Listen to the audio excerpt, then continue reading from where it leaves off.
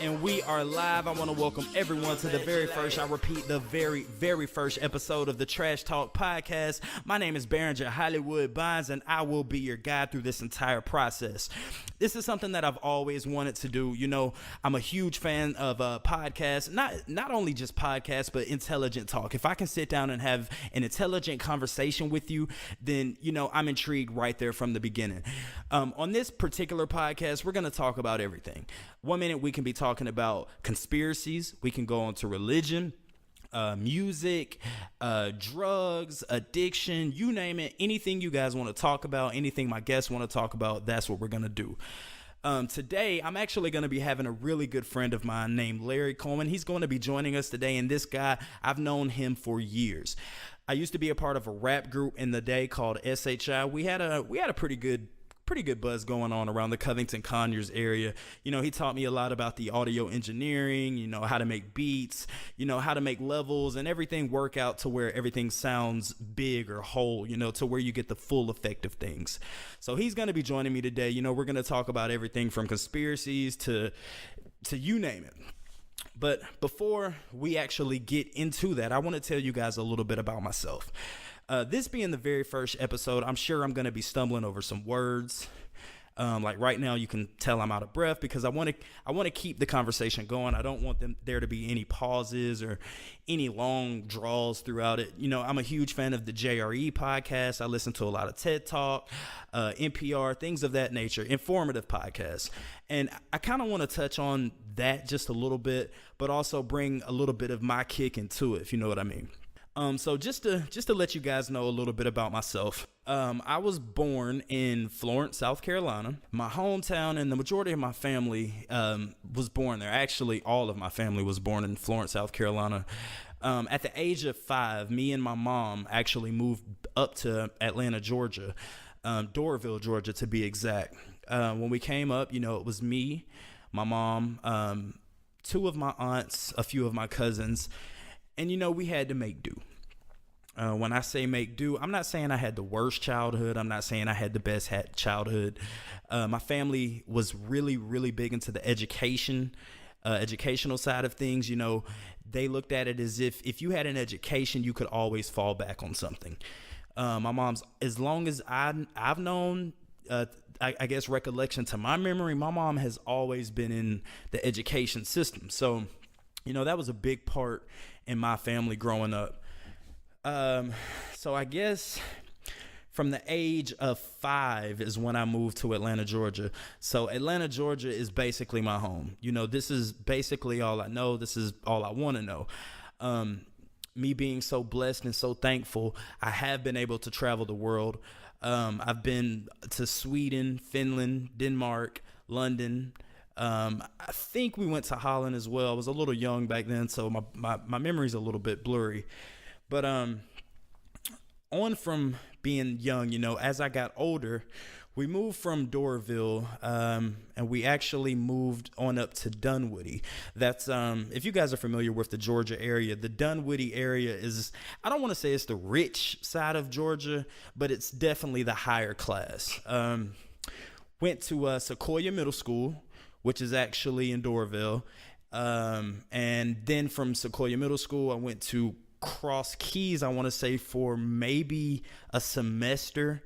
I'm sorry, not Cross Keys. My memory's that messed up. We'll talk about that later on. A lot of that has to do with the drugs I did back in the day, but we'll get to that later. I'm sorry, from Sequoia Middle School, I went to Dunwoody High School. And then from Dunwoody High School, me and my family, we actually moved to the east side of Atlanta. And see, things like that, my phone just went off. So I want you guys to be able to hear all the mistakes in the first podcast and the first episode, so you guys can tell me what I need to do to improve the entire quality of this whole process. But anyway, so we moved from Doraville to East Atlanta, Conyers, Covington area to be exact. I want to say I might have been around the age of maybe 15, no, a little bit earlier than that, maybe about 14, 15. So I get here, for ninth grade. I attend Newton High School. back then, Newton High School, if you guys know anything about Covington, Georgia, this was the old Newton High School. This is when it was in literally the country. But this is, I guess you can say, when things started to go downhill for me. Me growing up, I wasn't in a tight knit family. My mom really didn't keep an eye on me like 24/7. She was able to let me go out and experiment and make my own mistakes and figure out, what I thought was right and what was wrong. And if I did something right, she congratulated me on that. And if I did something wrong, she sat me down and she talked to me and said, this is wrong. And what did you learn from that mistake? I was always told that a wise man, I'm sorry, I messed that all the way up. I was told that a smart man learns from his mistakes, but a wise man learns from the mistakes of others. So I always try to take that in stride. I want to say it's maybe about the 7th or 8th grade is when I first started to experiment with drugs. Now, this is going to get a little deep here for me, guys. I want you guys to come into my life. I want to tell you everything and, try to paint a personal picture of what I have going on before I have my guest, Larry Cowan, come in, and me and him are going to definitely go deep into some different topics. But before we get there, I just want to let you guys know about me and my journey. Moving from South Carolina to Doraville, then from Doraville to Dunwoody, then from Dunwoody to the Newton County, Rockdale area. I want to say before maybe 7th, 8th grade, right before I moved to the Rockdale, Newton County, is when I started experimenting with drugs. Now, I'm sure a lot of people out there, you guys are probably thinking that marijuana might have been the first drug I've ever done. In my case, that's not true. I guess with me, I've always been a huge music fan. I have pictures of when I was a baby, playing on pianos, always, listening to music. I just really have always been a huge fan of music. So one of the first rap albums I ever bought, actually the first rap album I ever bought, was Bone Thugs and Harmony, Eternal 99. It was the one that had the crossroads, meet you at the crossroads, and it's the first of the month, that good stuff. But, here, I don't know if you guys know, but Bone, all they talked about was smoking weed, getting high. Well, after listening to the Bone Thugs, I'm young, 12, 11, 13, around that age, too young to really go out and experiment with, different substances.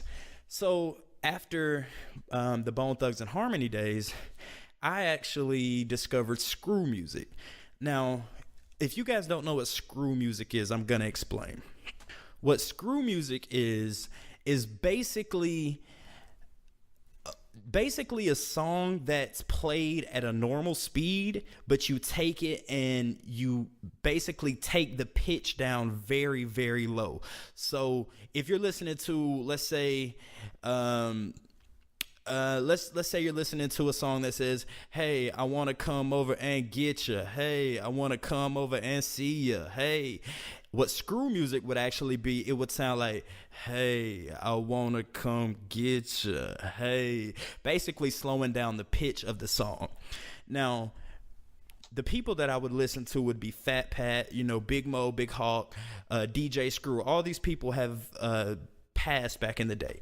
But the reason I'm talking about screw music and my substance abuse is because it wasn't the Bone Thugs and Harmony that made me start smoking weed. It was actually the screw music, and the screw music was more associated with syrup. Some people call it scissor, some people call it drink, some people call it lean. In my case, that was the first drug I've ever done.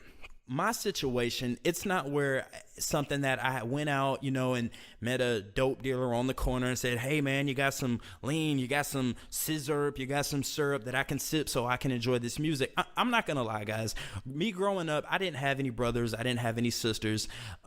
It's me. I'm the only child, so I experimented on my own. I learned a lot on my own.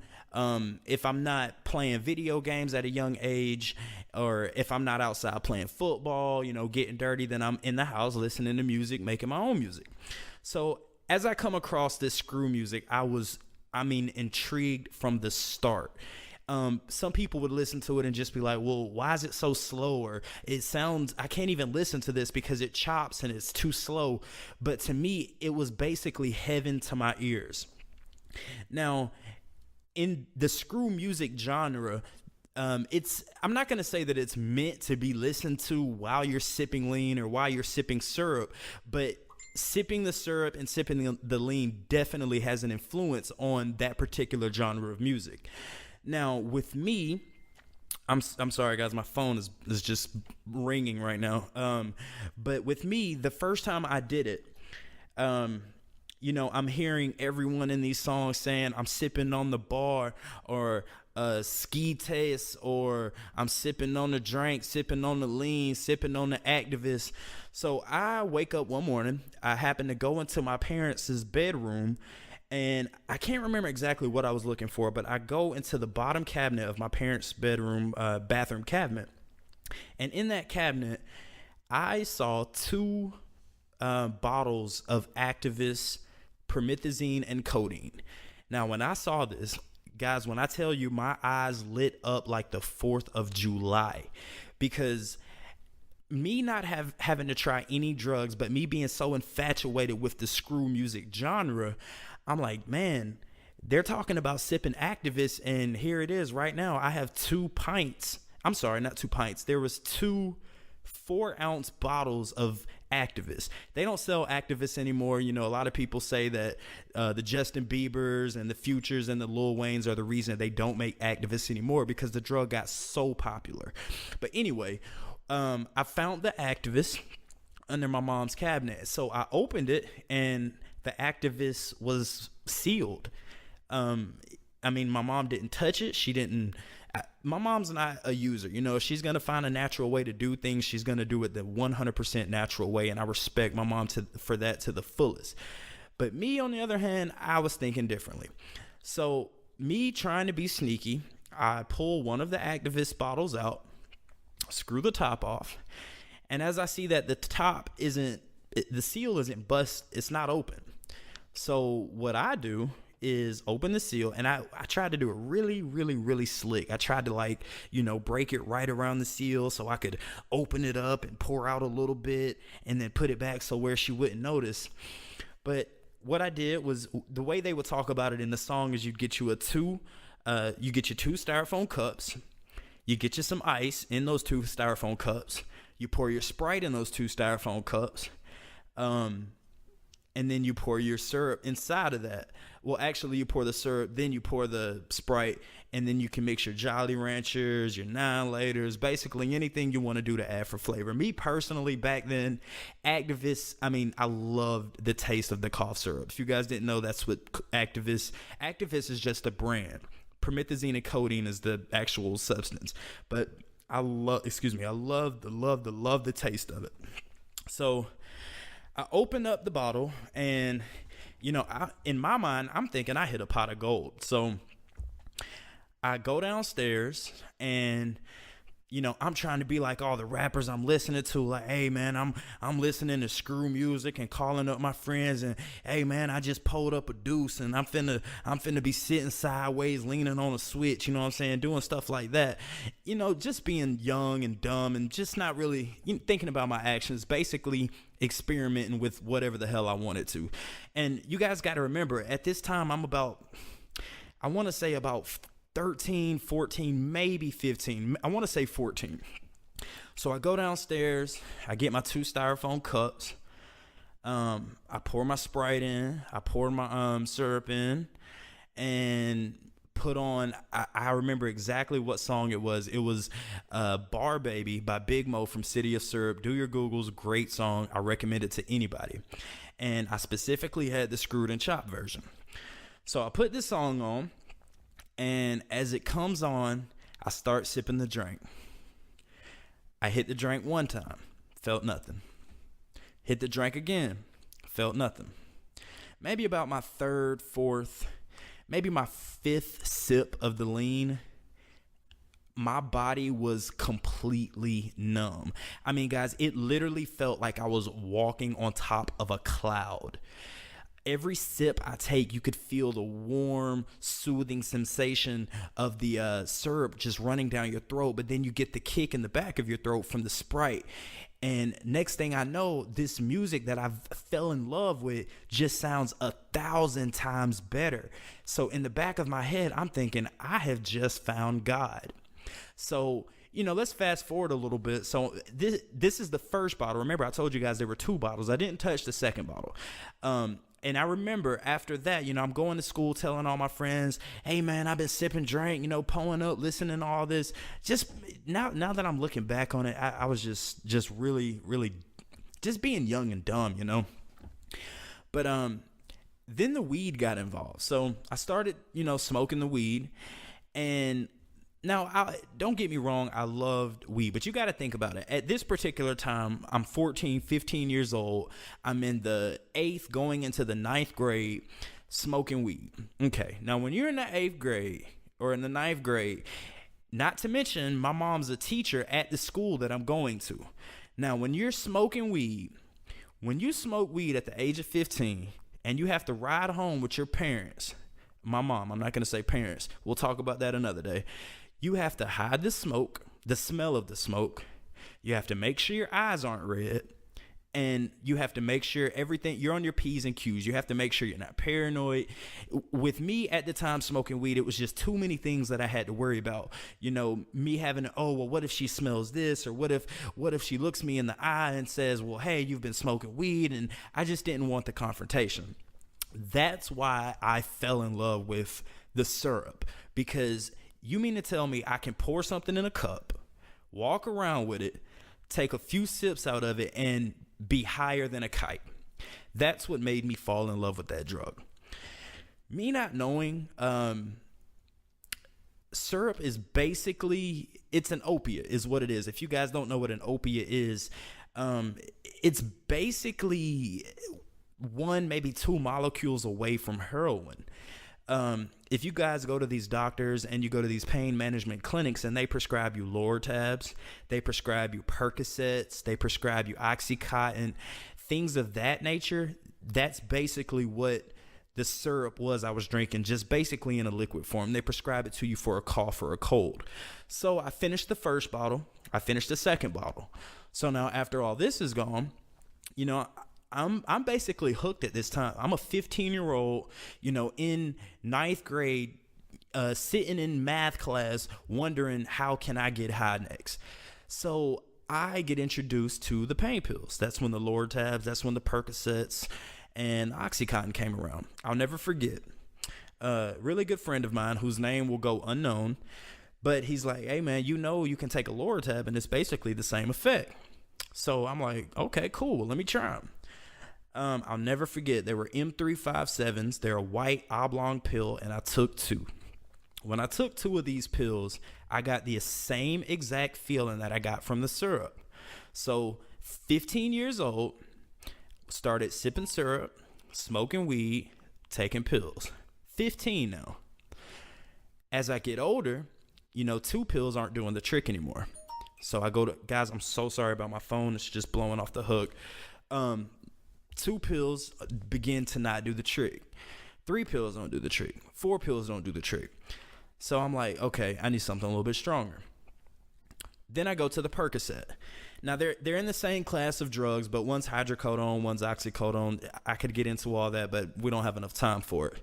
So from the age of 15 to the age of about, I want to say 17, 18, I was hooked on Percocets. You could offer me a Lortab, but for me, the Lortabs just wouldn't do it. I'd have to have the Percocet. The oxycodone was the only thing that would give me that high.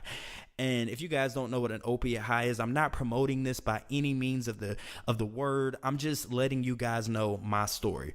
Basically, what it is it attaches to the dopamine receptors in your brain to where when you sit down or you're just doing anything that doesn't require a lot of movement, you're basically at ease. It takes away all of your pain. It gives you a 100% euphoric effect. With me, I would call it the scratch. You would get this scratch on your nose, or it's just something that you can't describe it, but I completely fell in love with this drug. So I'm doing this all throughout high school. Um, Now, maybe I want to say 10th, 11th grade, I meet a girl and ended up falling in love with this girl. Now, me and this girl started doing drugs together, and I'm sure you can imagine that the same drug were the opiates, the Percocets, the Lortabs. The lean occasionally here and there. Now, at this time, I didn't know any better. I'm just thinking, hey, let's get high. So if you think about it, me doing these opiates from the age of 14 all the way to the age of 19, me not realizing it, I have developed basically an addiction. So I'm taking these pills every day. I'm waking up and I'm wondering, man, why am I sweating? Or why am I getting these cold sweats and these hot chills? Well, the reason is, dumbass, is because you're taking a substance that doesn't belong in your body every single day. It took me a while to realize that, but one thing about that particular drug, it's hydrocodone, oxycodone is 1 or 2 molecules away from heroin. So if you guys have ever seen a heroin addict that doesn't have their heroin, it's tremendously painful. You can't move, you can't talk, you don't want to be around anybody. I mean, the feeling is absolutely terrible. So from there, I go on, and I'm talking maybe 10 years after this, I'm still doing these drugs. I'm sorry, let's take it back a little bit. Before maybe about the age of 21, it got to the point where I just couldn't take it. I'm spending way too, and these pills are maybe $5, $6, $7 a pill. It's getting to the point where I'm spending a lot of money, not to get high, but just to be functional, just to be a functional member of society. So it gets to the point where I'm basically, I'm an addict. I can't function without the substance inside of my body. So, talking to my friends, and telling them, hey man, you got any perks? You got any tabs? I find out about a drug called methadone. Now, what methadone is basically, it's an opioid, but it's not in the same class as a Percocet or a Loratab. What it is they give it to you to get you off of it, basically to keep you from going through withdrawal so you can feel normal throughout the day. So I go to a methadone clinic, and I've been going to this methadone clinic, I can't even count. And yes, if you use the methadone system properly, it can work. But some people look at it and they say, you're just replacing one drug or one addiction with another addiction. And in my eyes, I didn't necessarily see it that way, because when I was taking the Percocets, the Loratabs, and sipping the drink, with me, it was basically, just to get high. But once I started to realize that, I'm not getting high anymore, I'm basically doing it just to be normal. I can't go around my family. I can't go to these holiday events. I can't go do these things that normal teenagers do or young adults do, because I'm withdrawn. So I found out about the methadone program, and I kept this away from my family for forever. I don't think my mom found out about it, or anyone found out about it, until they give you these little take home bottles that you get to take home, and they tell you on the bottle, it tells you how many milligrams, So my mom finds these bottles, and she asks, she's like, what are these? Well, why are you taking this? And I broke down and I just told her. So just to fast forward a little bit, that's a little bit on my drug history. With me, I finally got onto the methadone clinic, and have been going to the methadone clinic for so long that I actually had to develop not necessarily how to function, but how to do things without that substance in my body. I'm proud to say now that today is December 4th, 2018, and I am 5 days off of methadone. And guys, I could not feel any better, and mark my words when I tell you, I have no regrets in life. Listen to me, guys. I have no regrets in life. The only regret I have in life is ever putting a pain pill or any opiate in my body. That's the one regret I have in life, because any of the other regrets that I have, or any other thing in my past, it made me the man that I am today. And I'm proud to say that I am a functional productive member of society, have a great job, great life, everything is good and going in the right direction. But I've never been on, any hard drugs. I've experimented with a few things. During the height of my music escapades, I'm not gonna lie, guys. I was the popular guy in town. Whenever I put the music out, everyone would know my song, so I felt like a big shot. So whenever there was drugs around, hey, I'm gonna try it out. But none of those drugs actually stuck to me except the opiates. I don't know what it is. I've never been a fan of uppers. I've never been a fan of hallucinogens, although I have tried, but they've never, bonded to me like the opiates did. It's the best way to describe it is you putting a warm blanket into a dryer, taking it out the dryer and just wrapping it around you. To me, that's the best way to describe it. Just a really comfortable feeling. I used to have this saying a long time ago in high school, just being braggadocious, I've done every drug from A to Z, man, from acid to Zoloft. I've done it all, man. And that might have been true to a sense. I'm not trying to make this whole thing about drugs, but you guys gotta realize that for a huge chunk of my life, drugs were a huge part of it. I mean, partying and, jumping from girl to girl to doing basically whatever I want to do, just learning the right and the wrong ways to handle myself as a man. And drugs, mistakenly were actually a part of that whole experience. I always told myself that there were 3 drugs I would never do. I would never do meth. Never. Till this day, I've never done meth. I would never do heroin, and I would never do crack. Those were the 3 drugs I told myself I would never, ever, ever touch. Now, coincidentally, if you think about it, the opiates that I was addicted to is basically a derivative from heroin. In my younger days, you're at parties, you're doing, somebody might pull out a line of cocaine. I'm not going to lie to you guys. I want to keep it 100% honest and personal with you. Cocaine is a derivative of crack. I've never smoked crack, but cocaine is basically a derivative of that. And as far as meth, I've never done meth, but if you've ever taken an X pill being ecstasy, which again were part of the party days, there's a pretty good chance that you've got some methamphetamine in there. Which is why I never gravitated towards the uppers. I was always a downer. Just wanted to lay back, relax. And again, this all ties back to the screw music, the real slow, syrupy, chill, relaxed pace. But that's basically, I hate to make it sound like my entire childhood was basically all revolved around drugs, because that's not the case. Throughout my middle school, high school, I was into my academics, fairly good student, not the best student, fairly good. I'm highly intelligent, well-spoken, well-mannered. Have always been in a relationship. Some relationships were great. Some relationships were bad.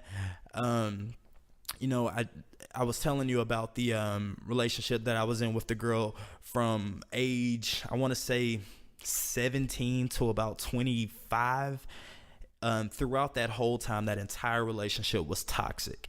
Is it something I regret? Absolutely not, because it made me the man who I am. But anyway, enough about me. We'll continue to talk about me throughout this process. Again, this is episode 1 of the Trash Talk podcast. Coming up next, I got one of my really, really good friends, Larry Cowan. Some of you guys might know him as Smokey Ramirez. He's going to come in. We're going to talk about everything again, politics, religion, conspiracies, drugs, addiction, anything we want to talk about is going to come up. We just want to get you guys' feedback, let us know how we're doing with this, and anything we need to do to improve it, anything we need to stop doing, or if you want us to talk about this, we need the feedback, guys. So down in the comments on the YouTube page, please let us know what it is that we can do or to improve or make this channel grow. Again, this is a personal process, and I want to bring you guys in with me every step of the way. I'm not going to hold anything back. No holds bars. We're just going to go, So, without further ado, Larry Cowan, everybody, how you doing today, brother? I'm doing good. What's up, Hollywood? Behringer, whatever you want to go by. Hey, man, whatever you want to call me, man, I'm cool with it. You're actually one of the people that I've known for so long. You know, I can just don't call me out of my name, and I think we'll be good. Yeah, we good. So we're sitting in here right now, and before we get too deep into anything too deep, we were talking about religion, not necessarily religion, but the Bible. Okay, in the Bible, you have these people that say there was a guy named Moses. Moses was the guy that Parted the Red Sea. Okay, so he's the guy that he put a stick into the ground and basically parted two seas so he and his people could cross the ocean. Yeah, the Jews apparently, right? Is it the Israelites or the Jews? Well, Israelites are Jews, right? That's the religion. Oh, okay, you got me there. All right. So, but what we were talking about is, I can't remember if it was Moses or one of those biblical characters. They actually saw a burning bush. Mm-hmm. Now, what this burning bush did, now this is just completely going off of the recollection that I have in my mind, and apparently there was a bush that was burning. Yes. And he talked to it, or he talked to him. The bush talked to him. Yeah, I believe so. Okay. I mean, yeah, I didn't do the research on this, but yeah, that's what I'm thinking is right. Yeah. Okay. So now here's our philosophy. We're thinking that, and actually this isn't something that me and Larry actually came up with. This is well known. It's a theory that's out there. Yeah, it's a huge philosophical theory that's out there that's saying that the bush that, is it Moses? I want to, man, I would have to look that up. It's either. Google it real quick. All right, talk. All right, so I'll look that up. He's gonna Google that up real quick. But the reason we're talking about that is because, okay, it's 2018, and I want you guys to be 100% honest with me right now. Have you ever been outside? Have you ever walked around somewhere and actually seen a bush burn, and that bush actually talked to you? It was Moses, so, by the way, when he was leading the Israelites okay, Moses. Out of Egypt into Canaan. All right, so what I guess the theory is that people are saying now is the bush that Moses was actually talking to, it wasn't just a magical bush where I'm assuming Jesus lit this bush on fire and just out of nowhere said, hey, I'm going to talk to you.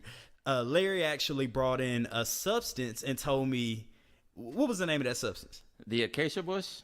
The acacia bush. Which happens to be filled with DMT, dimethyltryptamine. If a lot of you guys out there might not know exactly what dimethyltryptamine is DMT. I'm gonna explain. Well, it's a hallucinatory substance, and it's in a lot of plants.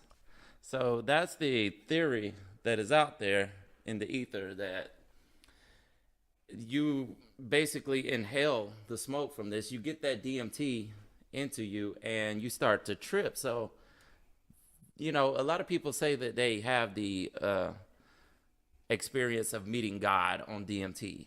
You know, that's a lot of ancient cultures actually use it. You know, there's a culture in South America, I can't remember right offhand the name of them, but they would go to this lake and they would do a mescaline, and they'll pour it up their nose, actually. Okay, hold on. Let me stop you there. For you people out there who don't know what mescaline is, basically mescaline is, I'm sure you can get the substance mescaline from certain different plants, but to my knowledge, one of the most potent plants that actually contain the mescaline substance, the mescaline molecule, is the peyote plant. Am I being correct? Yeah, I don't know if it's peyote specifically. You may be right. I know that comes from the cactuses in the desert. Cacti, sorry. But yeah, I mean, either way, it's a hallucinatory, just like DMT would be. DMT. Yeah. Okay, so now, you said a lot of these Aztec cultures, they sit back, and when not necessarily Aztec cultures, but you have a lot of Native American cultures. You have also Mayans. I don't know if you guys, a lot of people remember this, but in 2012, the Mayans actually had a calendar. Yes. That was so, bro, it was so accurate. I mean, okay, let's talk about this.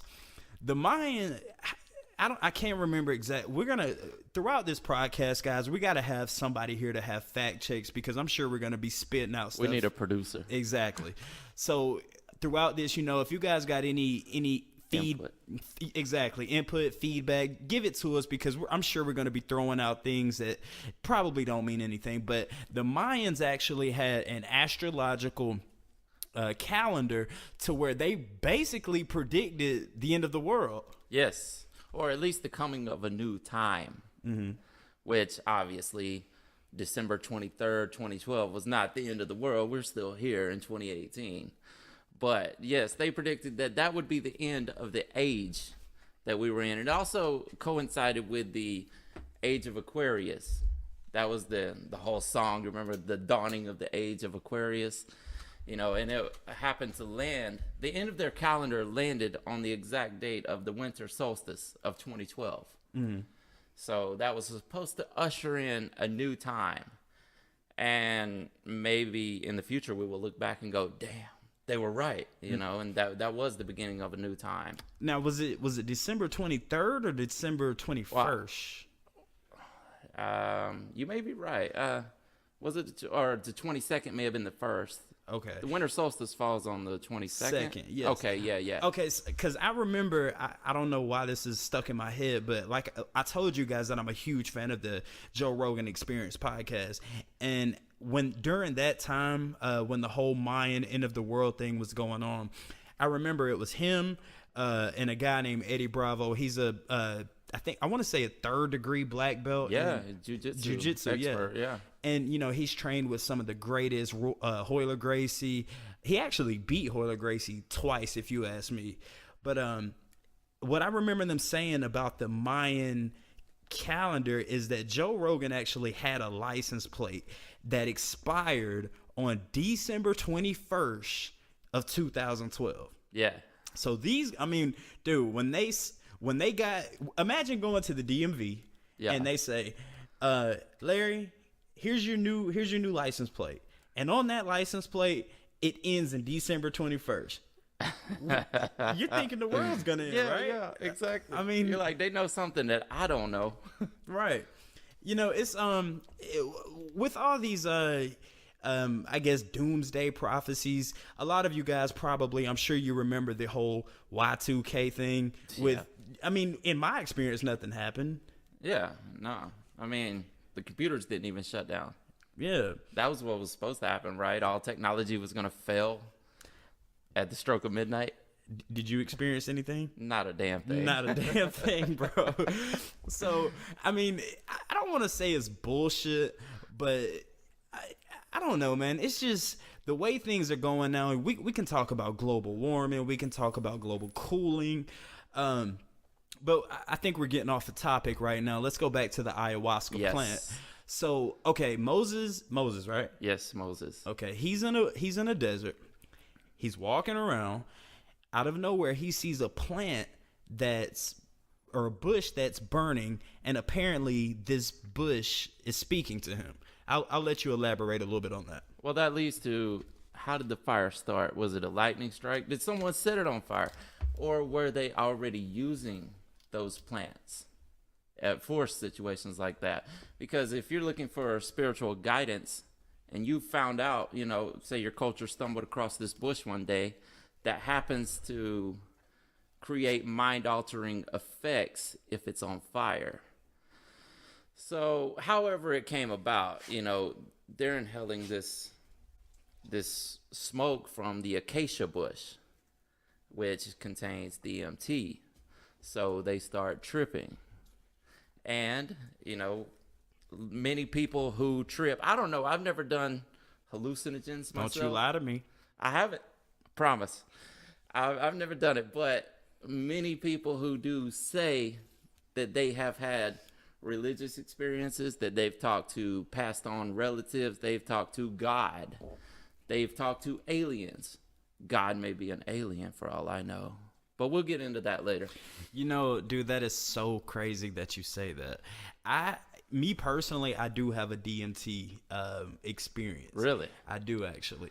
And, you know, a lot of people, when you bring up the DMT molecule, dimethyltryptamine, when you bring that up, a lot of people think of it as a liquid. But when I tried DMT, it was actually something smokable. Yeah.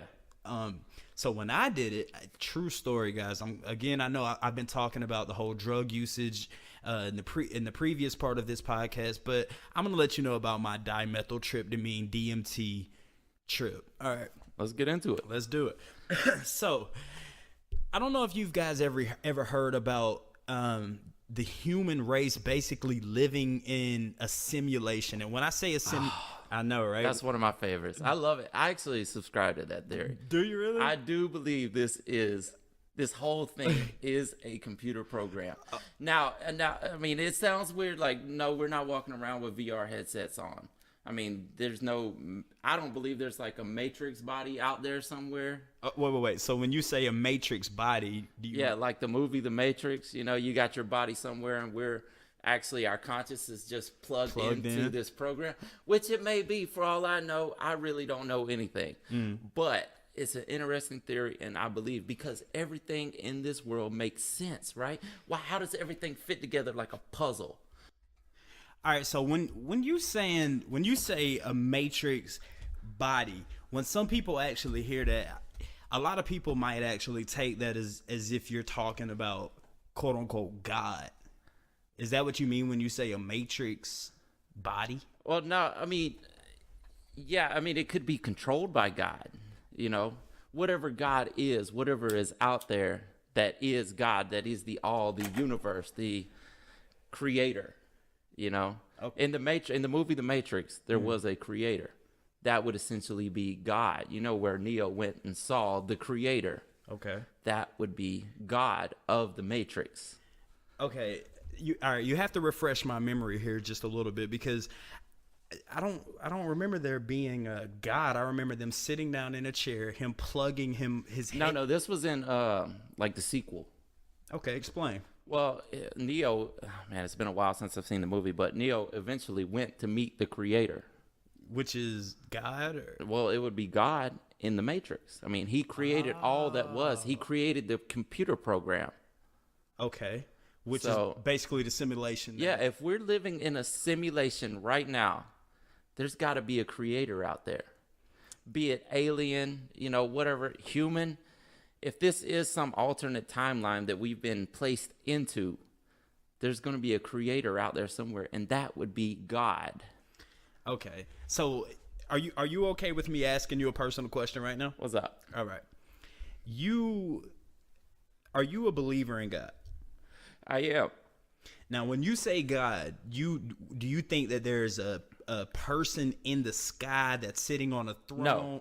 No. There's no old man out there that's getting off to our prayers. Not in my belief. There may be, and you know, I may die one day and figure out, wow, I was wrong, and I regret everything I'm saying right now. Right. But for this purpose, for all intents and purposes, right now, let's say there is no old man with a big white beard sitting in the sky getting off to our prayers. But there may be a creator out there somewhere that is hearing us, that can read our thoughts, you know, or controlling, you know, our day-to-day actions, or, you know, the situations that we're placed into. Because if this is a simulation, then there could be someone that can alter the timeline or alter your surroundings of that simulation. Yes. Okay, so some people out there may not know exactly what a simulation is. If you could, in I guess the most basic elementary definition of a matrix or a simulation, could you explain? You ever played The Sims? Remember The Sims back in the day? I've played The Sims. I'm sure people still play it, you know, in some form these days. But The Sims, let's say if you're playing The Sims, you are God. Okay. Yeah, you're controlling the situations that little character is getting into. Or if you play Grand Theft Auto. Gotcha. You know, you're controlling the situations that your character is getting into. You are playing God in that simulation.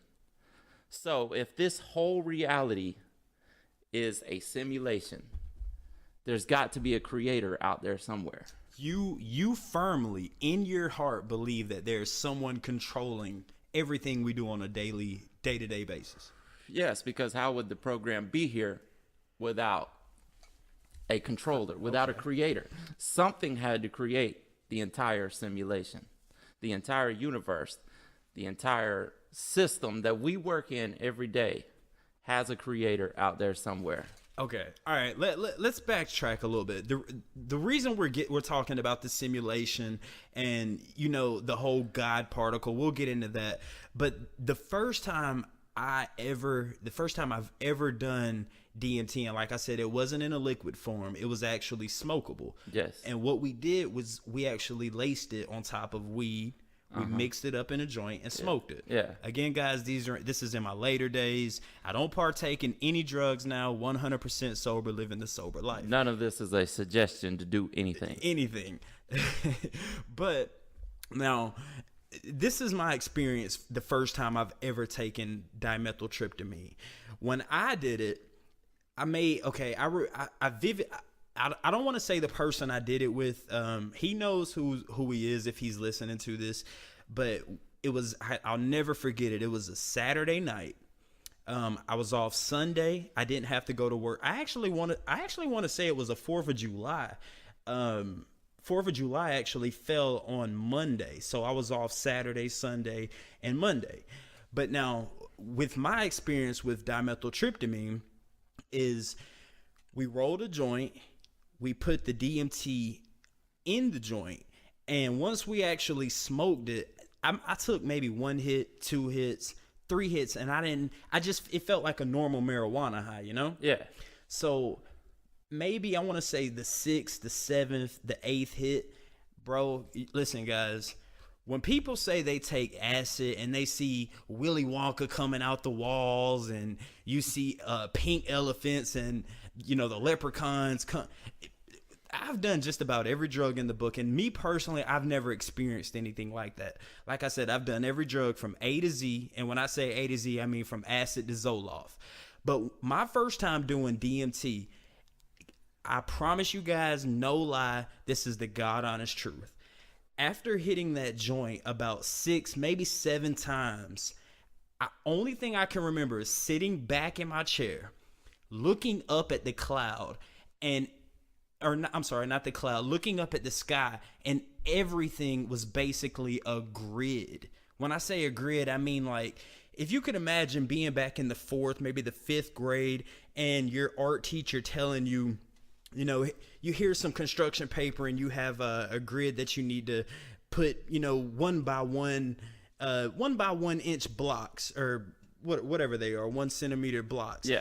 Literally, that's what the sky turned into. Yeah. And that's the only thing that makes me think, okay, this could potentially be a simulation, you know? Yeah. So when I actually saw that, it blew my mind. Yeah. I've taken mushrooms. Yeah. I didn't see Willy Wonka. Yeah. I've taken acid. I didn't see purple elephants. Yeah.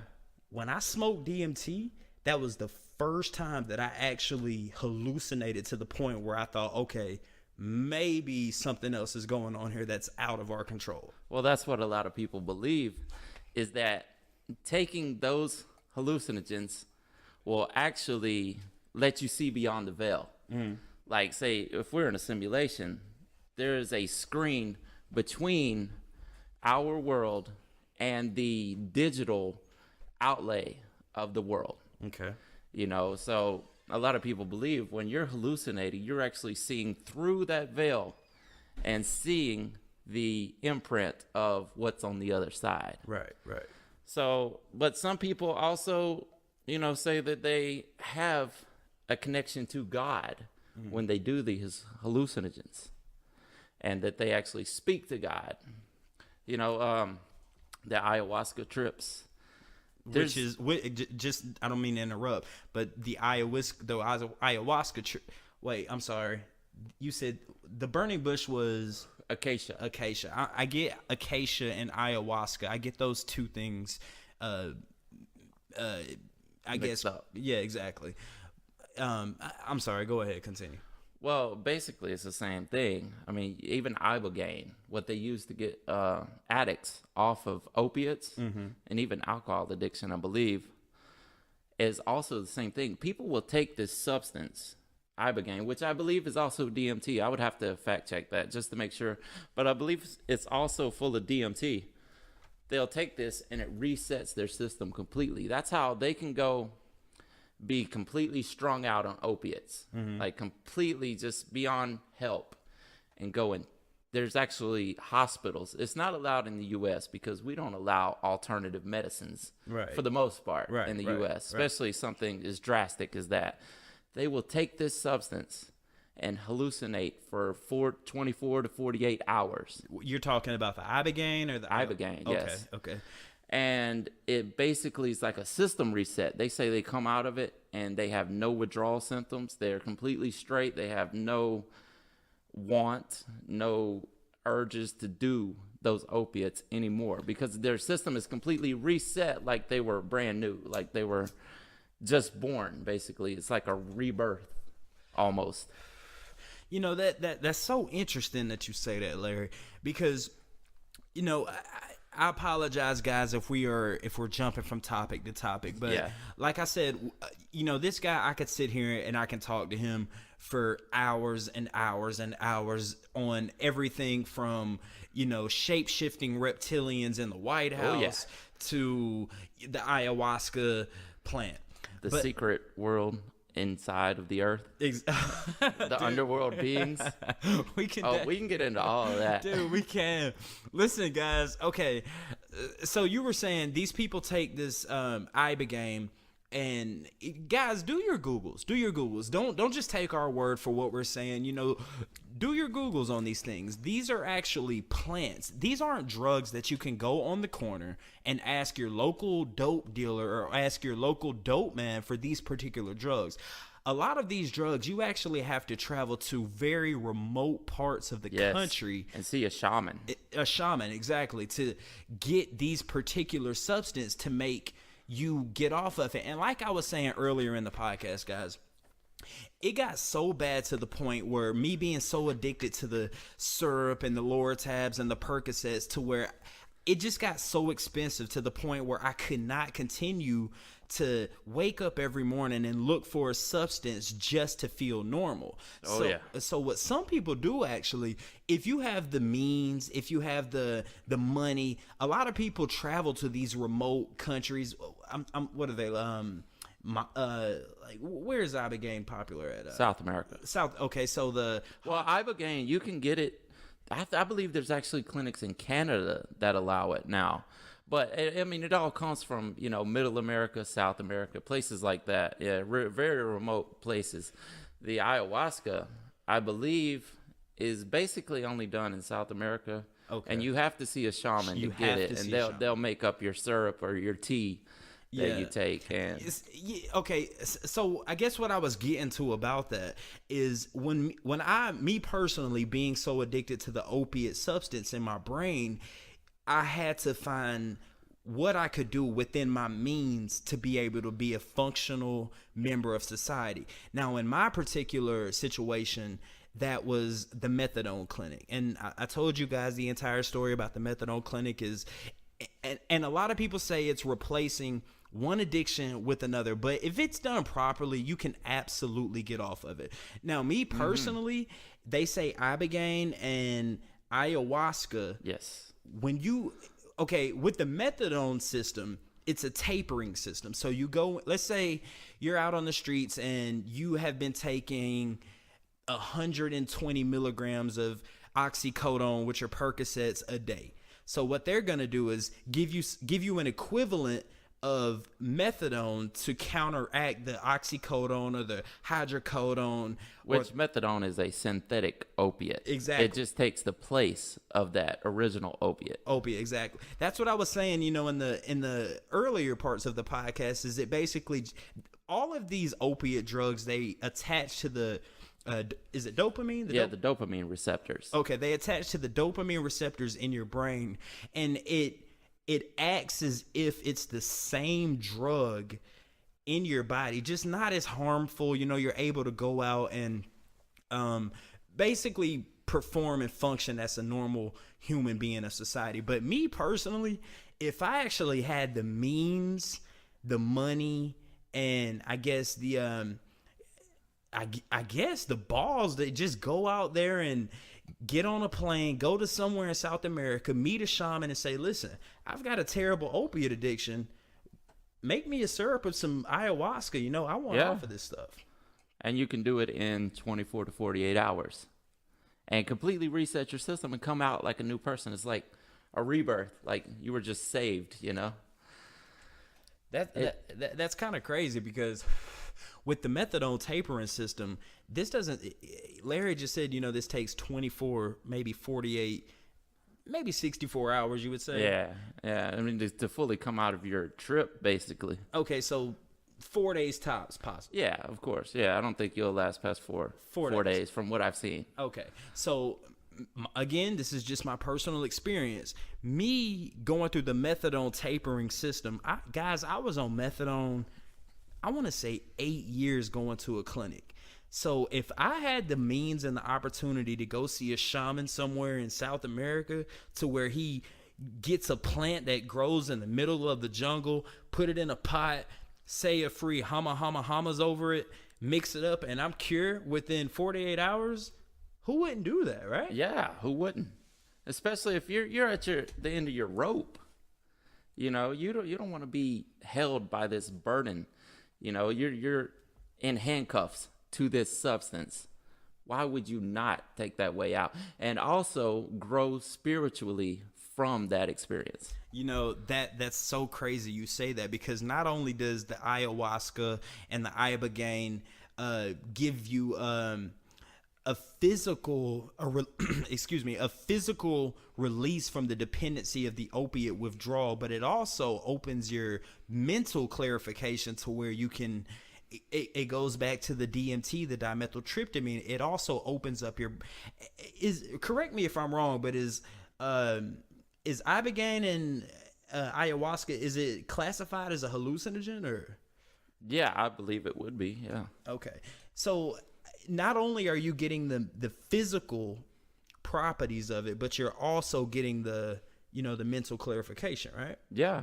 Well, you're getting that spiritual awakening from it.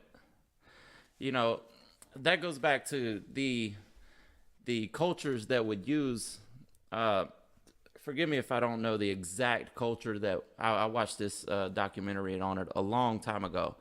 There was this culture in South America. They would go to this lake and they would pour mescaline through this big horn up their nose. And, as any addict would know, through your nose is the quickest way into your bloodstream. Absolutely, guys. I'm sorry to interrupt you, but this just might be a myth. But growing up back in the days, I told you guys doing the Lortabs and Percocets. There's a form of a Percocet called a Roxy. It's basically oxycodone, but it's a stronger. Okay, to break it down to you, a Percocet.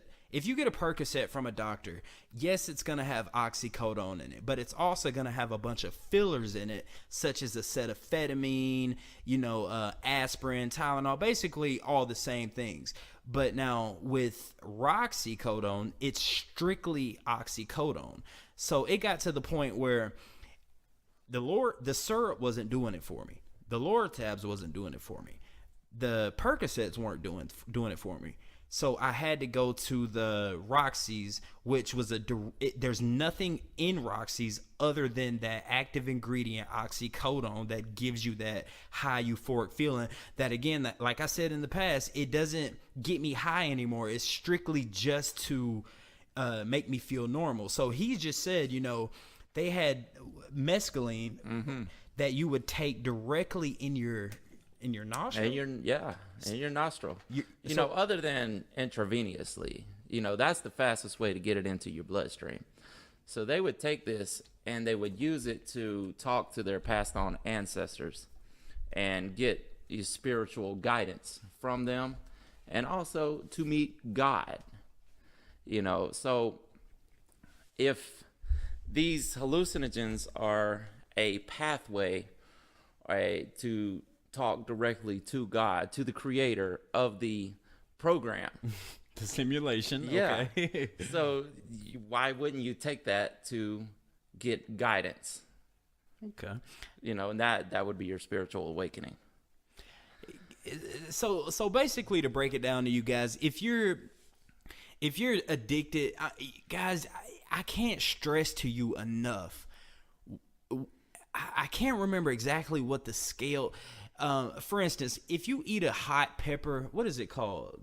Like the hotness scale? Is it the Scoville? The Scoville scale. Okay, so if you eat a ghost pepper, it's at a certain amount of Scoville, meaning it's telling you how hot it is. Yeah, the units of measurement for the heat. Basically, okay. So then you eat a Carolina Reaper pepper. Yeah. Is that I think that's the hottest. I think the Scorpion, maybe, or there's probably been the Bootchalopia or whatever that's called. Holy shit. Yeah. That's crazy. There's some crazy ones out now. They're going up to like 2-3 million Scoville units. God, dude. I mean, you like spicy food? Oh yeah. Do you really? Yeah. You got any Mexican, Cuban in you? Smokey Ramirez. With me, guys, I don't do spicy food. I just don't understand why am I gonna eat something that's gonna burn my mouth off to where I can't enjoy the food? But I'm getting off the subject. Basically, I can tell you why. Why? You eat that to get your endorphins rushing. It burns, but it also gives you a euphoria. The spice. Yeah. That's why. I mean, why else would you eat something that's going to torture your mouth? Because after that torture comes the endorphin rush. And the endorphin rush is a high. Really? Yes. Endorphins, it's a chemical in your brain. Mm-hmm. And once you get those things rushing, it's equivalent to a painkiller. Okay, so can you explain the difference between endorphins and dopamine? Yeah, well, it's two different substances. The endorphins act upon your dopamine receptors. And I hope I'm not just saying stuff out my ass, but that's from what I understand. The dopamine is activated from your endorphins. Dopamine controls your happiness, your feel good, that warm blanket that you were talking about. Okay. That's dopamine, and once you get those endorphins rushing, it acts as a painkiller. You can block out pain through endorphins. That's why you can eat that spicy pepper, and it's going to feel bad at first, and then it feels good. Okay. See, people that can't get over that threshold never experiencing that, and they're like, "Oh, I hate spicy food," because they can't get through they can't get through the threshold. Gotcha. But once you get through that threshold, you experience the euphoria on the other side. Is this something that you've personally witnessed? As far as doing it myself? As far as doing it yourself, yes. Yeah. Oh yeah, you all the time, man. You eat something spicy, and you're like, "Oh my God, why am I doing this to myself?" And then after a while, you're like, "I know why I did this." Dude, that's crazy. It's a high. It's a natural high.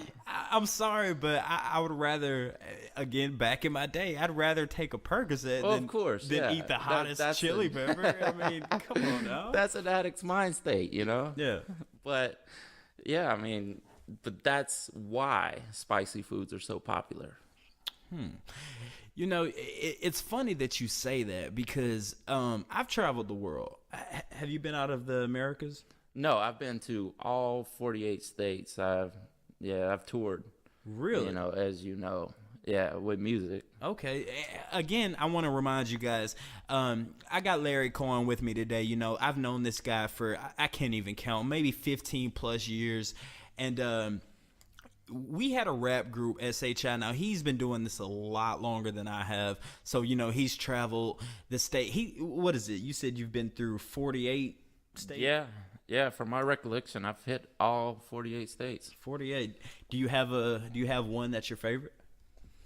I have cities that are my favorites. Let's hear them. Austin, Texas. Oh, man. Good God, I could tell you a story about Austin, Texas. Let's hear it. I found myself in this situation.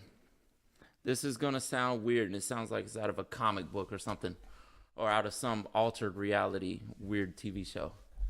I found myself in a hotel room with a girl from San Antonio, a girl from Austin, two of my friends, my buddy from Louisville that used to, I guess he was kind of a manager in music. He was a tour manager at the time.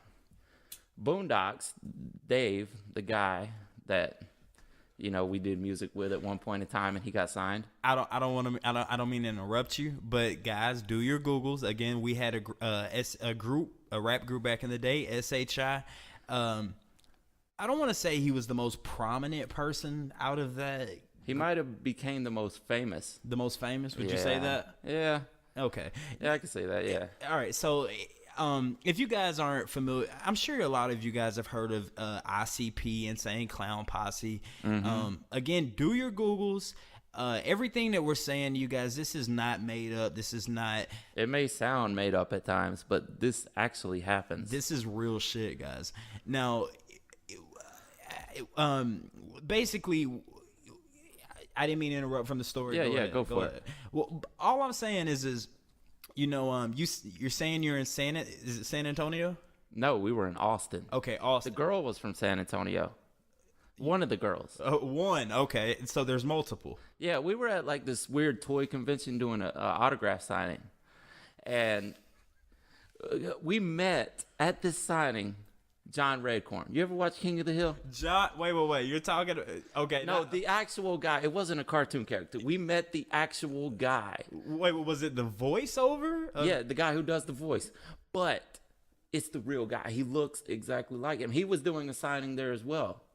He also. Wow. Yeah. Wait. Hold on, Smokey. Larry, if you guys don't know who John Redcorn is, there's a popular cartoon show called King of the Hill. And John Dude, this is no lie. This actually happened. Dude, John Redcorn. In King of the Hill, you have Hank Hill. Dang it, Bobby. Yes. He was all about propane and propane accessories. Now,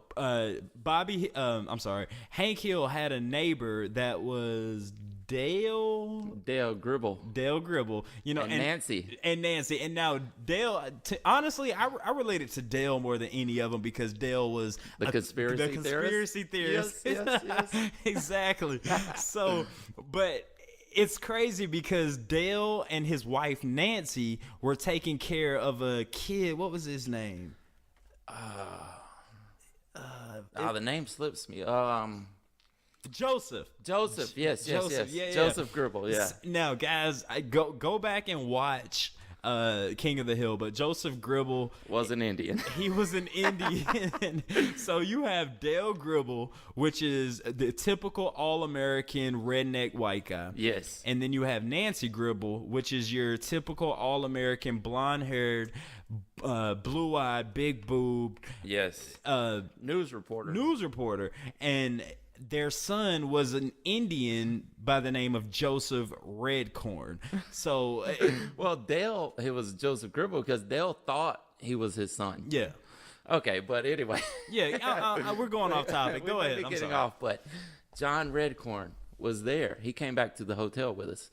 He had this weird group, like some kind of weird, like folk group that he was in. Some cross between rock and folk and country that he did. It was really weird, but I found myself sitting in this room with a bodyguard, this giant black bodybuilder guy. He was our bodyguard that was sent for security with us. Bodyguard for the SHI? Yeah. Okay, right. His name was Spider. Okay. He actually worked for Insane Clown Posse. Just a side note. You guys ever notice that you get a big guy and his name's Tiny? Yeah. He's got this big, huge bodyguard, and I'm sure this guy's what, 6? Yeah, he's like 6'2", probably 250, jacked to the guild. And his name's Spider. Yeah. Go ahead. I'm sorry. But you can look him up. Look him up on Google. He's out there. His security, Spider, Detroit, Michigan. You'll find him. All right, so it just seems like this weird alternate reality that I was in this night. But I'm in a hotel room. I had a guy from Louisville, had Dave from Covington with me, a girl from San Antonio, a girl from Austin, and John Redcorn is sitting there. He's playing his music that him and his band does. Mm-hmm. And it is, oh God, I hope he never hears this, but it is the most god-awful music. Oh my God. But I guess some people are into that, so maybe it was great music. I don't know. But I felt like I was in an alternate dimension. He kept saying, I'm here to give Nancy her massage. And dude, that's John Redcorn's line. I don't mind watching your wife. Like, it's just crazy. He kept breaking off these lines from the show. He's like, oh, I'm here to give Nancy her massage. And that's awesome, dude. Oh my God. It was the weirdest thing. Now, I spent a lot of the night in the room with Dave, or with Boondocks more. Mm. But I'd talk about a trip. I mean, I didn't have to be on anything to experience this alternate reality that was actually real. Right. But if we want to get back into the simulation theory. Yes, please. Things like fall in line like that. You know, it's really hard to explain what I'm trying to say here, but things like everything in this reality fits like a puzzle piece. Explain. Well, you know, they tell us that reality is chaos. That there is no, you know, for the scientists, for the science-minded, the skeptics out there, they say that reality is chaos. There is no, what do you want to say? There is no organization to reality. Mm-hmm. But if you look around you, everything fits perfectly. And how can everything fit perfectly without organization? Like, why does everything fall into place perfectly? Why does everything work out so that we can go about our day-to-day lives and everything just work out perfectly? So you subscribe to the everything happens for a reason philosophy? Yeah. Well, if everything is a simulation, then why wouldn't it happen for a reason? Okay, so you saying that today we're recording this podcast. You're saying you made a right onto Salem Road. Mm-hmm. Let's say you made a left on Salem Road. Mm-hmm. You could have potentially got into a car wreck, or possibly someone else got into a car wreck. You know, when you're going through a simulation in a video game, say it's The Sims or Grand Theft Auto, whatever you're doing, right? The way that game is laid out, what you're looking at is the only thing that exists at that time. So you're looking at your screen there. If you were somehow able to fix that screen into that position and go off the grid and look in the other direction, there is nothing over there because it only appears when you're looking at it. You know, that's the whole, forgive me for not knowing the scientists, but there was that, you know, where the light rays split when they would, Jesus, I'm going to have to look it up. You're not talking about the people that are doing this thing to where they're trying to split atom particles? No. The scientist, he would focus light beams through a... Jesus. This is going a little over my head, and I'm the one saying it. But, okay, so his theory is that, well, actually, it's what he proved, that particles only act when they are observed. Okay, wait a minute. You're going to have to break that down. You said particles only react when they are observed. Because what he would do, he would shoot this light through this... Oh, God, I'm going to have to look it up because I don't know everything, regardless of what I may say. Well, just give us the elementary version. Well, the particles would go through this device that he had, and they would split, but when no one was observing them, they would follow in a straight line. But when someone was watching them, the lights would react. The light particles would react to the observer. if you understand, if you follow what I'm saying there. But what I'm saying is that in a simulation theory, your reality is only happening around you from what you are observing. Okay, so with that being said, let me ask you this. Do you believe in karma? Yeah, to an extent. Only if it follows in line with the master plan. You see what I'm saying? Whatever the creator has in store. Now you keep going back to this creator thing. Are you religious? I was. Do you subscribe to a religion? No, other than simulation theory. So, well, I mean, I grew up as a Christian, as a kid, you know. Well, hold on. Christian is a religion. What denomination? Were you Baptist? Baptist. You were Baptist. Okay. That's the church I spent the most time in. I've studied all religions as an adult, which leads me to follow no religion. Because there's, as Hobson said, you know, there's way too many different religions with vivid descriptions, begging all men and women to listen. I can't even, you know, without getting too graphic, I can't even jack off without getting convicted. Speak. This ain't wicked intentions. I got a different vision. Preach. Hey, okay. But what he's saying is there's so many different religions out there that they all follow that there is a God. You know, they all basically have the same message, but they all... Or some higher power. Yeah. Okay. But they all have different descriptions. They have different theories on... I guess you could say it's a theory. They wouldn't say it's a theory. You know, they follow that to the T, dude. That this is fact. Yeah. See, but if another religion has a different fact, they can't both be the exact same. See, that's my thing with religion. You go to some of these churches, and I'm sure a lot of you guys, I'm sure I have some family members out there that are going to listen to this. I was raised as a Baptist. Now, when you go to some of these churches and you walk into these churches, they're beautiful. I mean, gorgeous institutions. Yeah. And lots of money. Lots of money. And what they do is they'll give you a sermon, they'll preach, they'll give you your God. And after they're done giving you your religion, after they're done giving you your guidance, basically, they pass around a collection plate. Yeah, they're selling you eternity. Now, you said a mouthful with that. Yes. The reason I say that is because, okay, I have no problem if there's let's say Steven Spielberg puts out a great new movie. I have no problem with paying $15.99 for a ticket to go see the new Star Wars movie. Or let's say Quentin Tarantino puts out a new Pulp Fiction. I have no problem with putting, $15.99 out to go see that movie.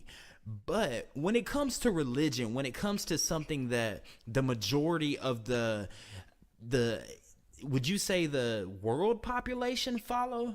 Would you say that? Yeah, I would say the majority of people, yeah. Okay, so the majority... There's at least over half the people on Earth follow a religion. Probably more. It's probably more like 3/4. Okay, that's fair to say. I would say the majority of the people that you know probably follow some kind of religion. Now, with me, I look at it like, okay, I have no problem with going to see a Steven Spielberg movie. I have no problem with doing that. I have no problem with going to see a Quentin Tarantino movie. I have no problem with doing that because it's entertaining. It's an escape from reality. Basically. Now, when I'm going to church to hear someone speak for an hour, maybe 2 hours, on telling me exactly, okay, this is what you're doing wrong. And if you don't do this right, then you're going to go to heaven and you're going to face eternal damnation for the rest of your life. I find a problem paying somebody for that. Does that make sense? Yeah. I don't know if it's I don't know if it's something that's in my moral composition of the way of my body was just made, but I just don't feel that I should be I don't feel that I should have to pay you just for you to tell me that something is right. Yeah. Well, here's the thing about religion is it all follows guidelines, it follows rules, it follows laws. And since the beginning of civilization, people have always attempted to control other people.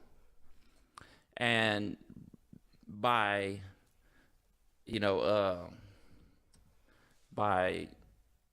just process, I guess, they figured out that if you sell someone on an afterlife, that it's hard to sell people on things here. Like, you follow these rules and you'll get this when you turn 65. That's a lot harder than saying after you die, you don't know what's on the other side. But after you die, if I can promise you that you will have glory, you will have pleasure, you will have streets of gold. Yeah, you will have an eternity of luxury, then you're more willing to follow these rules that we have laid out. Would you call that blind faith? Well, they don't consider it blind faith because they really do believe what is being sold to them. Now, when you say they, who is they? The religious masses.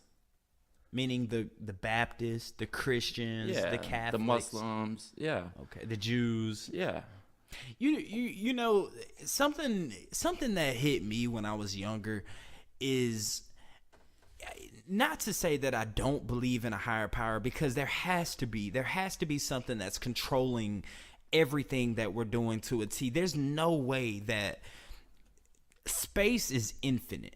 I mean, infinite. You can pull out a telescope. We'll talk about that another day as well. Astrology? Exactly. Yeah. But space, from what they, quote unquote, they tell us, space is infinite.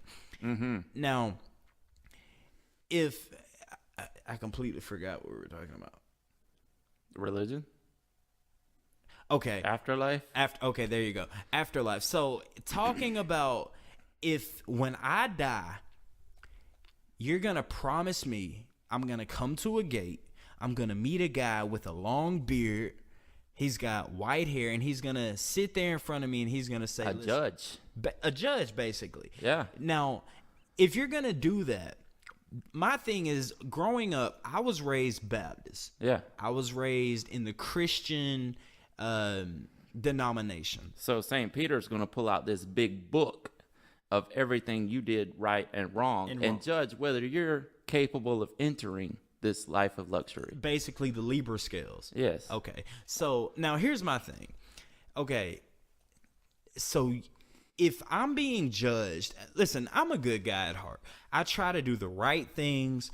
I try to treat people in the right way. I try to, do things the right way that they should be done. I just find it weird that me personally, you're talking to Behringer Hollywood Bonds. Me personally, I've never murdered anyone.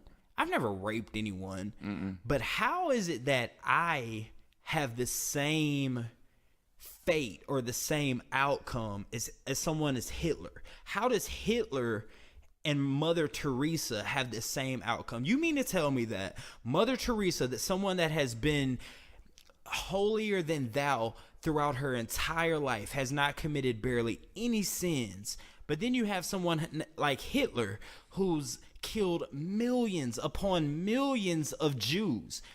All Hitler has to do right before he dies is get on his knees, put his hands together, and say, God, forgive me. Basically, God, forgive me for everything that I've done. And he has the same exact fate as Mother Teresa. I'm sorry, but I kind of find that hard to believe. Yeah, that's extremely hard to believe, that you can just, at your final second, say, God, forgive me for everything, and then you die.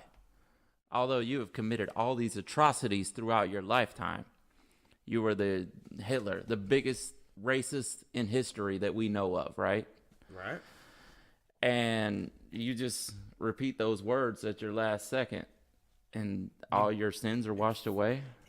I mean, And then you get to go into that extreme world of luxury with, the Pope, Mother Teresa, whoever. Doesn't that sound a little weird to you? I mean, it does. And not only, guys, I'm going to tell you, I'm going to be honest with you. When my views of religion and my views of faith actually started to arise or started to Develop. Yeah. So, okay, I'm raised as a Baptist. I'm raised as a Christian. My grandma's a Christian. My mom's a Christian. I remember going to church as a little kid. Now, I've been taught as a child, you're a Baptist, you're a Christian. You do this, you get good. You do bad, you get bad.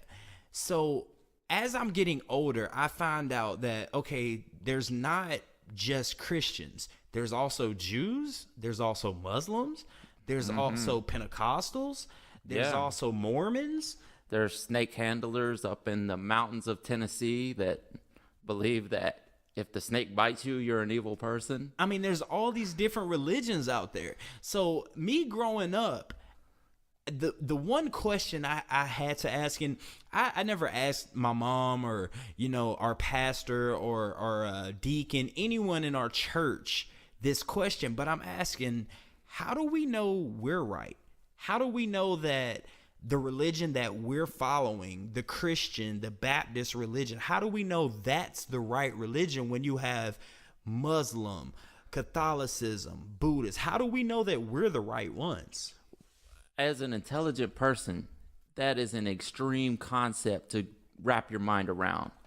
That out of these billions, 7 billion people on Earth? 7. Wow, really? Yeah, I think we're over that by now. No, yeah, okay. So out of all these billions of people, each little sect has their own belief. How are we to know that our little sect is the only one that got it right? Because most religions teach that we have it right, everybody else has it wrong. Exactly. We're the ones going to heaven. It's cult-like, right? See, now that's something else. A lot of people look at religions as being cult-like. Yeah. Well, I mean, cults are religious in nature. Do you remember, I mean, I don't want to put our ages out there right now, guys, but old as fuck. You can cut that. But we're old enough to know some history. Do you remember, man, I want to say it might have been early 1990s, maybe early 2000s, but there was a cult called Heaven's Gate. Heaven's Gate. Yes, I knew where you were going. Dude, it was called Heaven's Gate, and it was ran by a guy. I want to say his last name was Applegate or something of that nature. But basically what their philosophy is Halley's Comet. Yes. It comes around. Or was it Hellbob? I think it was Hellbob. May have been, yeah. But either way, it was a comet that was passing by. Yeah, and at that particular time, this comet, I don't know if it comes by every... Yeah, however many years. 10 years, 100, something. Whatever it was, yeah. Something like that. But this cult, or this guy, Applegate, he had his cult so brainwashed. And I want you guys to lean into that word, brainwashed. Because listen, if you wake up every morning, if you find peace, if you find tranquility, if you find meditation in praying to something that you think is higher than yourself, if that's what you have to do to make it throughout your day, by all means, I'm not knocking it. I'm not downing it. I think it's great. I mean, that's what you need to get by. And who knows? I mean, even if your concepts are wrong, you may be talking to the creator. So why wouldn't you take that chance? I guess it goes back to, do we know if there's a creator? I think there is. Why? Because everything has order in nature. From the smallest things to the biggest things. Take a person. We are made up of millions of organisms. We needed those organisms to become what we are. Chaos. So, wait. So you believe in the evolution theory? Is that? I think it all plays a part. Yeah, I mean, if we want to go back to the primordial ooze. Yes, I do. Okay, no. Let's get on that right now. How do you? Okay, me and you are sitting right now. We're in this studio. We're talking on 2 microphones. How did we come to be? I guess essentially, what came first, the chicken or the egg? That's a tough question. That's why everyone's pondered that for all of eternity. Give me an answer. What came first? Well, obviously, the primordial ooze came first. If you believe in evolution, this is Darwin, at its finest right here. That these substances came together and somehow produced a sentient being. Now, there was no intelligent life there to document any of this, so it's all theory. But okay, wait a minute. Let me stop you there. You say there's no intelligent life to document this. Mm-hmm. If you go by the Bible says, I want to say Genesis chapter 1, verse 1 says, in the beginning, God created the heavens and earth. Okay, so by your primordial, what do you call it? Primordial ooze. Primordial ooze. If you want to go by that, does that exclude the Bible? Does that exclude the Genesis? No. I mean, it essentially does not, because for that primordial ooze to spring sentient beings, to spring life from it, wouldn't that take the hand of God? That is how I've always had the theory that God and evolution can coincide. Let's leave religion out of it. Okay, well, you can't do that. Well, okay, yeah, I get what you're saying. How can you leave religion out of something when because you need religion to believe there's a God, right? Exactly. I don't think so. Explain. Because God is this all-knowing, all-being. He exists outside of time and space. Is God a person? No. Is God a man? Well, I wouldn't say essentially he's a man, but it was a creator. Now, let's say in this program, there's a creator, or outside of the program, there was a creator that created the program. Now, it could be alien. It could be in a far, far away galaxy. Star Wars reference. Yeah. A long, long time ago in a place far, far away. Okay, so we could all tie that in. This creator could be alien. Essentially it would be, right? If there's a God, wouldn't it be alien because it is not of this earth? By definition, yes, you are right. So God would be an alien. By definition, yes. Yes. Okay, so let's say there's this alien somewhere. God decides he wants to create a planet and put life on that planet. Okay. Let's stop there. You're saying, let's say God wanted to create a planet. What about, like we said earlier, the solar system is infinite.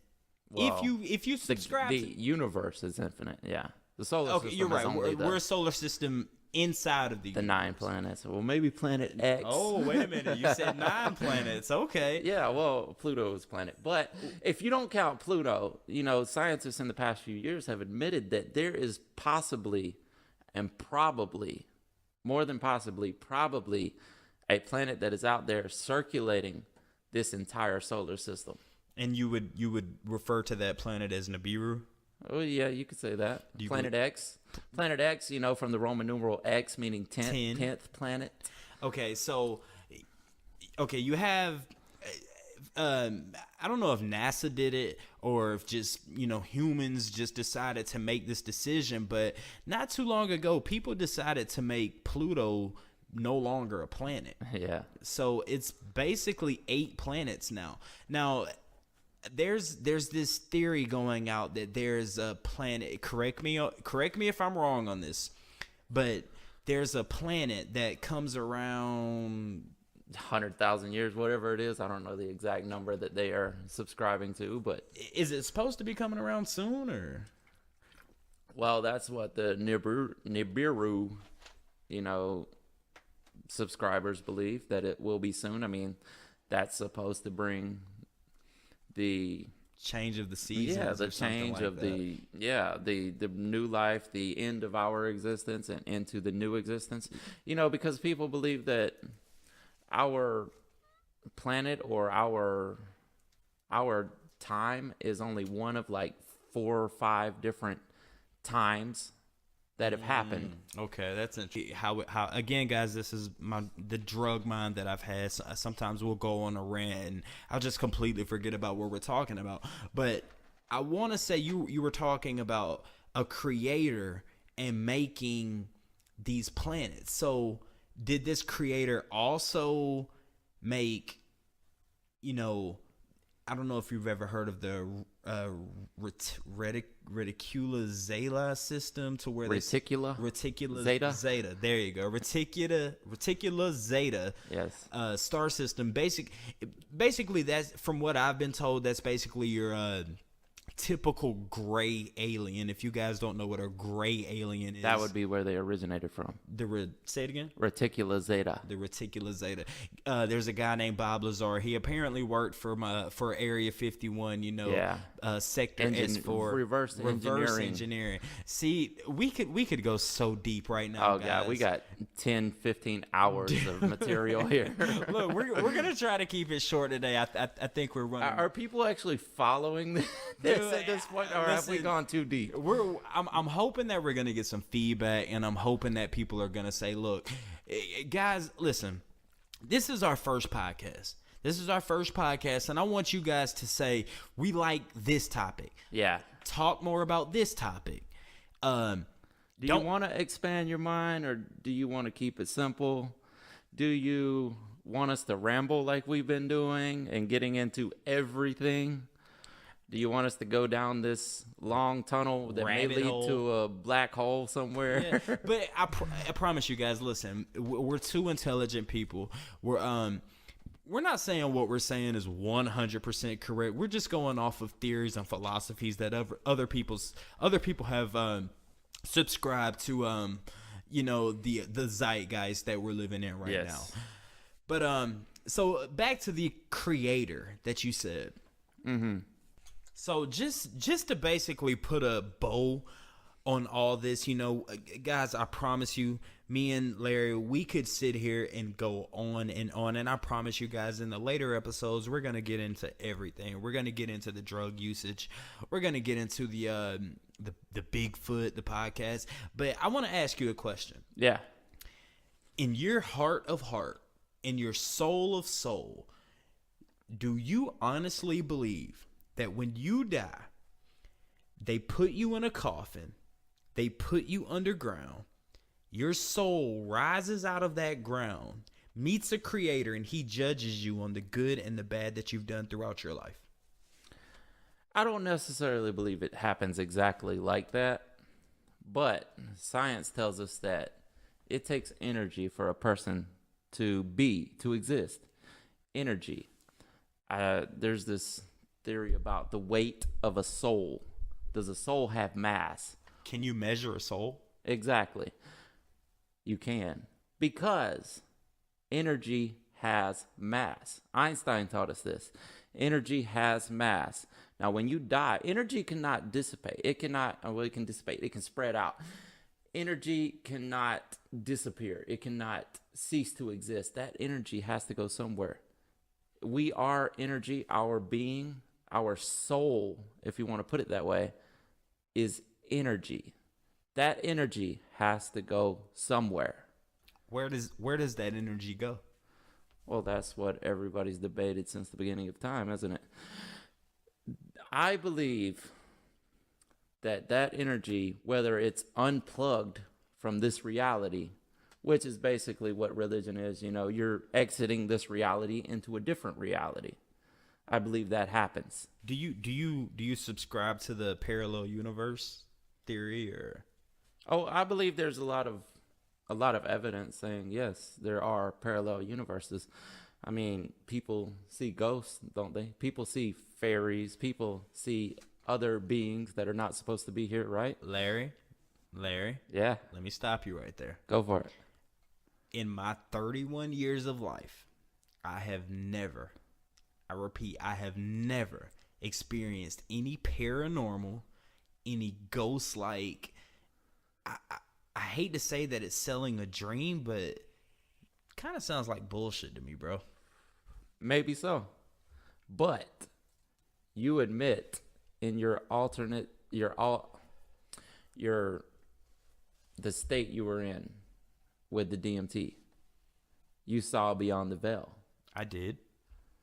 So what else is beyond that veil? Could it not have just been a substance taking over molecules in my brain to the point where I'm thinking what I'm seeing is actually reality when it's simply a facade? Well, it could very well be. Or you could be seeing beyond that veil of this reality that is separating us from what actually lies beyond this reality. Guys, I think that's where we're going to wrap it up. Listen, next episode, if you guys like everything that we've talked about, if you think that we need to go in a little bit deeper on, a few topics. I know we talked about the ayahuasca. I know we talked about the ibogaine plant, the Bible, what happens when you die, things of that nature. Larry's a really good friend of mine, and I'm really hoping to have him come back on this podcast. Anytime, brother. Thank you. I really appreciate him being here. But listen, guys, we need your feedback. Give us your comments in the YouTube comment section. Let us know what we're doing right. Let us know what we're doing wrong. Anything that we need to do to improve the quality of this podcast, please let us know. Next episode, what do you think, man? Next episode, you think we should go into... Give me a topic. What do you think? Well, I don't have a certain topic in mind, but I know we should probably go down one topic. This being the first episode, we strayed all over the map. All over the place. I mean, dude. it is like a sampler, This is what we can do, and we can do even more. We can go even, as ludicrous as that sounds, we can go even deeper. Absolutely. I mean, guys, I want to get into aliens. I want to get into Bigfoot. I want to get into flat Earth. I want to talk about flat Earth now, but we're not. We'll save that for another episode. Anyways, don't think we're crazy saying that we want to get into flat Earth, guys. We are not crazy. We're just open to all possibilities. We're open to everything. One thing that I've always been taught is to keep an open mind. You question everything. If someone tells you, "Hey, dinosaurs existed," well, how do you know those dinosaurs existed? This is a true fact, guys. I promise I'm going to close this out really, really soon. But this is true. If you go to a museum to where they're showing off dinosaurs, the bones that they have on display for dinosaurs, those aren't real dinosaur bones. Those are replicas. So, I mean, wouldn't it be cooler? Hey, it's cool to look at some bones, but wouldn't it be cooler to put some skin on it? I mean, why am I going to pay this money to a museum to just see some artificial bones? You know what happens there is they find a bone or two and then build the rest of the creature to match the bones that they actually found. Sounds like bullshit.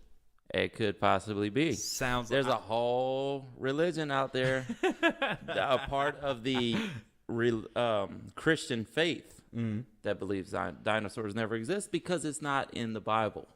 See, that's something else that, guys, listen.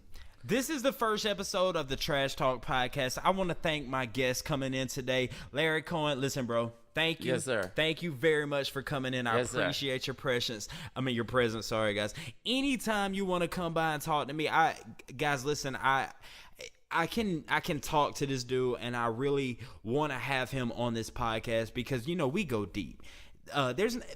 being in the Conyers, Covington area, there's not too many people I can sit around and talk about Bigfoot and simulations and DMT and different kind of drugs and things of that nature. But with politics, we have to touch on that next time. Yes. By the way, we're gonna do that.